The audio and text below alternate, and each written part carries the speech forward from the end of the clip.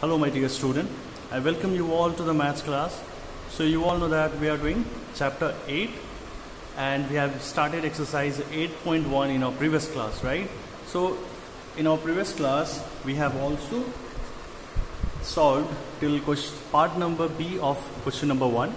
So in our today's class we will be doing the part number C of question number 1 from exercise 8.1. Alright, so as you can see the question, you have to find the ratios of 9 meter to 2.27 centimeter, right? So this, as we are dealing with the problem of the equivalent ratio, first of all we have to convert this two term in one unit, in one ratio, that is meter should be converted into centimeter or centimeter should be converted first into meter.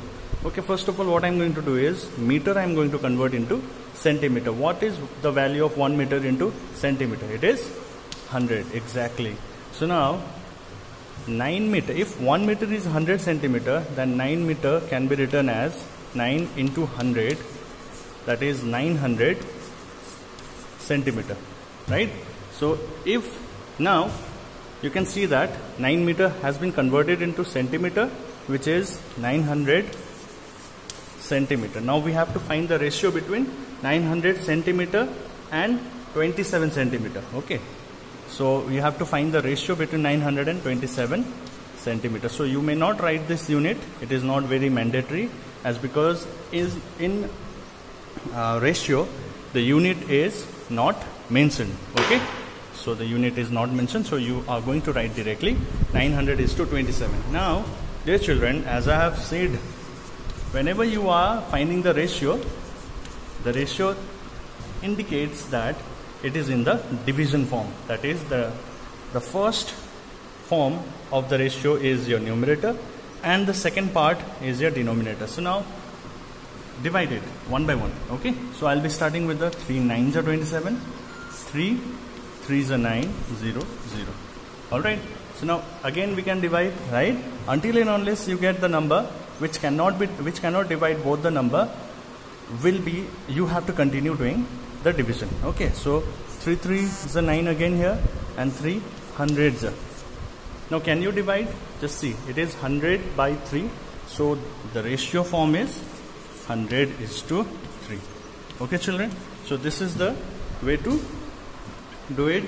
In our previous class also we have done the similar type of a problem, only the thing is right now we are doing with a different unit, that is meter here and centimeter. Before we did the kg and gram. So with this we are over with part C. Let us proceed to the next question. So proceeding to the part D, we have find the ratio of 30 days to 36 hours. Okay, so children, the thing over here is we have to convert this days into hour. So the concept of or the relation between the days and hours are clear, I hope. So 1 day is equal to 24 hours, right? So this is the common thing which is very important to note down. So if 1 day is equal to 24 hours, then 30 days should be how much? You can note it down later on. First of all, just see the explanation very carefully. Okay, so it is 30 into 24. Now when you multiply this 30 into 24, you are going to get 720 hours. Okay, it is 720 hours. Now this 30 days has been converted into 720 hours, which is in days is converted into hour. Now this hour and this hour is related. So now what we are going to do, we are going to find the ratio between 720 and 36, right? Now find it. So you can cut it over here also if you are very much experienced. Otherwise, if you have any problem, so this is the basic thing which we do. It is 36, 720 divided by 36. So cancel out one by one. So you can use directly 3 12 and 3 2 6, 1 3 4, okay, 240, right? So even directly you can use the 12 multiplication if you know that 12 into 2 is 24. 12 into 2 is 24.